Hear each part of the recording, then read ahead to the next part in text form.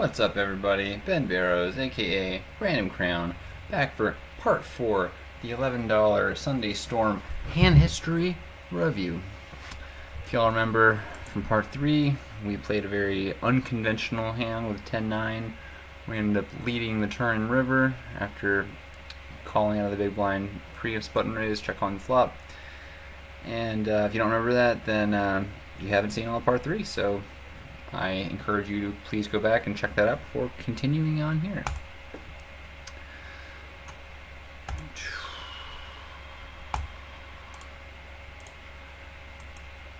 So yeah, we are now in the middle stages of Sunday Storm. Start with 10K, end up at over 300K at one point. Now we're a little below it, and yeah, I've got around 30 blinds ish. 1 or 270 at 45.9K. And now blinds have gone up, 5K, 10K, 5s, yeah, no bueno under the gun. 25 blinds, you don't want to be opening any small pair there. Just makes it too difficult to play posts. Gonna be a lot of overs on the flop, and you're not gonna make a set often enough to make it worthwhile, so might as well just muck it pretty, make it easier on yourself. Pocket nines now. On low jack, facing this more than 20 blind open shove from under the gun.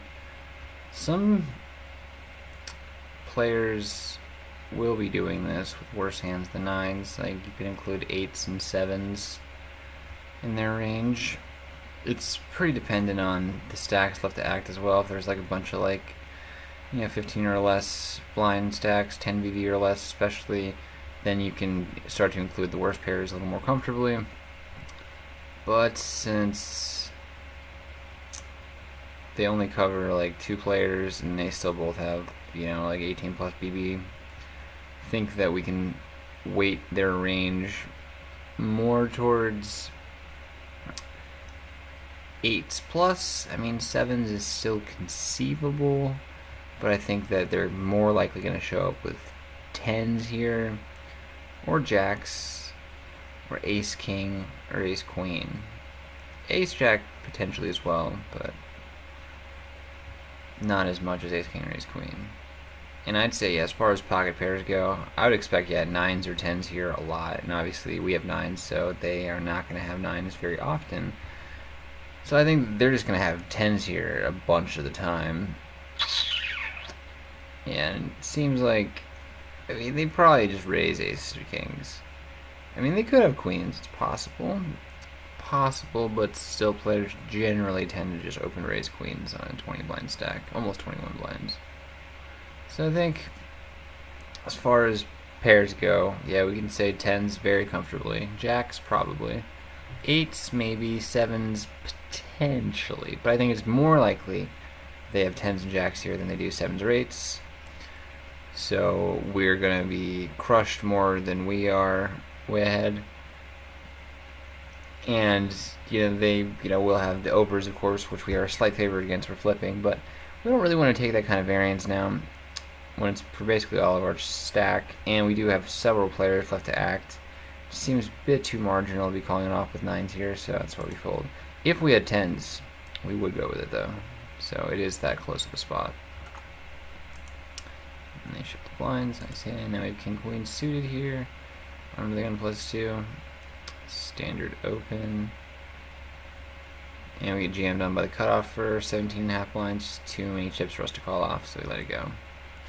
They are again going to have some pairs that we're flipping with, but they are going to have us dominated with ace king, ace queen, and it's just too disastrous of a situation for us whenever they do have those hands for us to be calling it off. 5s again, standard fold. Under the gun. +1, with only 21 blinds. And 9s, we could open chippy dip it. It would be fine. Under the gun here. And yeah, I mean, it's definitely a fine shove, but at the same time, we want to give ourselves some room to get away from our hand. If it goes 3-bet, 4-bet, then obviously 9s are no good. And what happens here?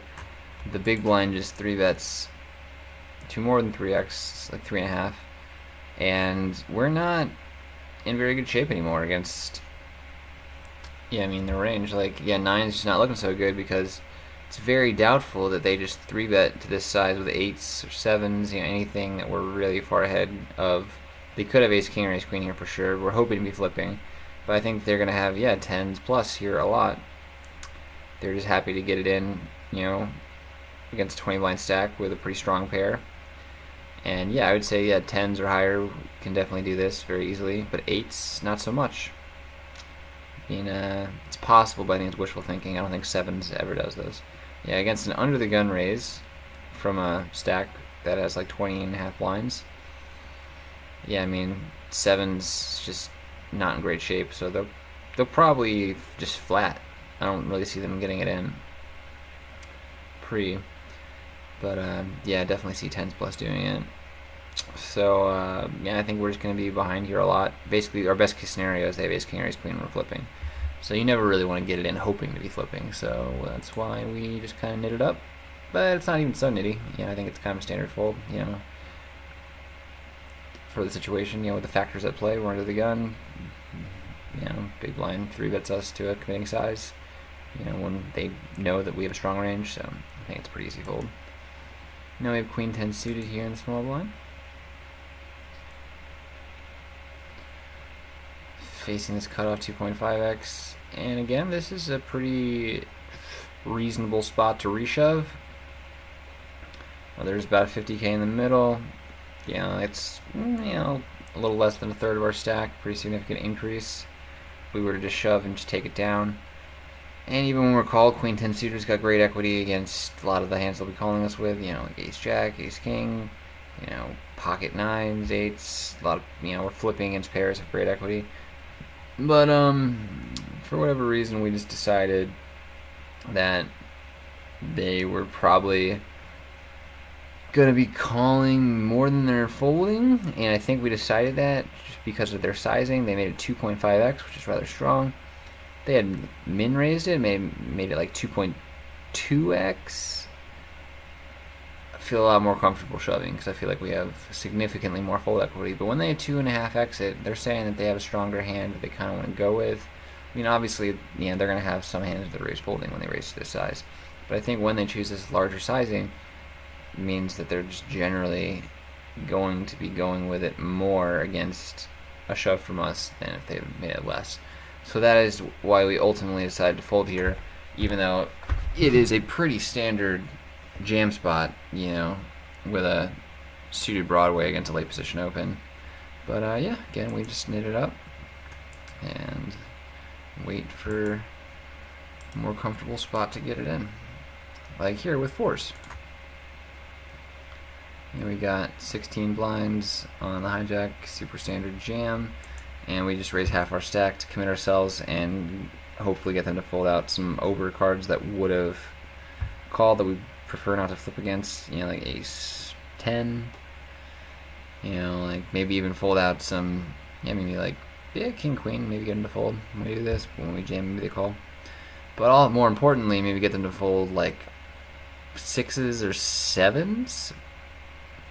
7 seems kind of ambitious, but definitely 6s I could see folding to this, and 5s of course as well. Whereas if we jam, those hands could convince themselves to call. So yeah, we just raise half our stack. Obviously they're calling it off if anyone gets it in with us, but they don't, and we shift the blinds. And now we got 5s, a little under 19 blinds, and get a min raise from Mike Dub here. And it's too early for us to be shipping over it. Too many players left to act, and we just went all in, so they'll probably look us up a little lighter because of that. So yeah, not the best time to be going on with 5s. If it had folded to us, do we jam with 19 blinds covering the big blind? I think it'd be acceptable. But again, just because we just jammed the previous hand, I think it's fine to let it go then. Just because people will probably be more apt to look us up a little lighter, thinking that we're just getting all in happy. So yeah, it's kind of psychological, but I think there's merit behind that. Yeah, like obviously if we have like 7s, we want to get that in. Too strong of a hand to fold. 5s, a little more marginal. Obviously they have to have a hand to call, but still think, yeah, it's just not as great of a spot. Well, what's up, Monty? How you doing? Yeah, but the 4s is a clear jam with 16 blinds, you know, in a slightly later position. Yeah, this is our poker mascot, Monty. Say hello to everyone, Montezuma. He loves to come nestle up with me. He enjoys the warmth of the computer. But, whoa, dude. Whoa. Doing his cat cows, his yoga stretches. It's all about it. He loves chilling on the yoga mat with me. He's quite the cat on the mat. Now we got a 4x from again plus 1. Yeah, super standard fold 40 suited. Jack 9 suited now. Looks like someone raises. So yeah, we got a small blind. Whoa, dude. Whoa. Dude, yeah, you gotta settle down, bro. You were trying to make a hand history review video here. It's hard to do so when you're shaking your cat booty all up in the camera. Yeah, look at this. It's like an alien, like with a tentacle. That's what his tail looks like. It's ridiculous. Alright, dude. So let's keep on keeping on. Yeah, we just fold for a while. 9-10 off here in the big blind. Do we do anything with this? He's just sitting on the keyboard now. Just playing it cool. Yeah. What up, Papa? You know, I say here all the time. Yeah, buddy, but I ain't be doing hand history reviews all the time. You know I love you. I can't say no to that face. King Queen now here on the cutoff. Under the gun, then opens. Yeah, we can't really be going with this with no fold equity. And jam from position, standard fold. 9s now. Under the gun plus 1, really standard all in, less than 10 blinds, and we ship them. Increase our stack by a tad. 5-6 here now in big blind. Oh yes, some one. Under the gun, open limps. Low jack, over limps, small blind completes. We check our option with the 5-6 offsuit. Get an 8-6-8 board. So we have a pair of 6s. You know, could easily be best. You know, people could be limping with, you know, ace-x, you know, broadways like queen 10, you know, king jack type things. So we just put a bet out here with our 6, you know, expecting it to be the best hand a fair amount of the time, and we don't really want to. We don't want to check and like have it check around, you know, see like one of many overcards on the turn where we just basically have to check fold because our hand's no longer likely best anymore. So yeah, we just lead out here, just try and, you know, get some value and protect our hand. Figure worst can definitely call. So the original limper calls and the over limper raises, so very easy fold. We could have a draw. Could have like 7-9. Could have like 9-10. They could have a 6, like a better 6, or they could even have an 8 for trips. So pretty easy to let go of our pair of 6s low kicker with that action, especially because there's still a player left to act that called. They could have trip 8s, or, you know, like aces, you know, something better than we have. And then king queen here, yeah, we just easily muck. Excuse me, Monty, I think you're sitting on the keyboard. Excuse me, sir. Oh, I think he's sitting on maybe the mouse. Yeah, this is quite the interesting modern twist on cat and mouse. So now we have king queen here in the small blind, and under the gun plus 1 opens. Yeah, button 3 bets. It's just not good enough to go with there. No fold equity at all. I mean, they basically just 3-bet all our stack. If we think they're 3-betting light, you know, stuff like queen 9 suited or jack queen, or, you know, like something really ambitious, yeah, king 5 off, or, yeah, I mean, that's probably too much. Maybe a king 6 suited, though, that's reasonable. Then we can get it in, but we do not put them on such a holding. King 9 here now.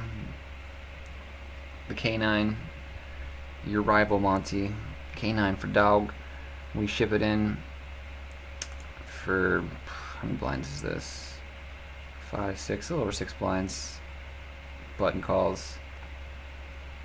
Get a 3, 6, 5, 9 board. Give us a top pair, 8 in the river, and we suck out against the ace and the jack to more than double our stack.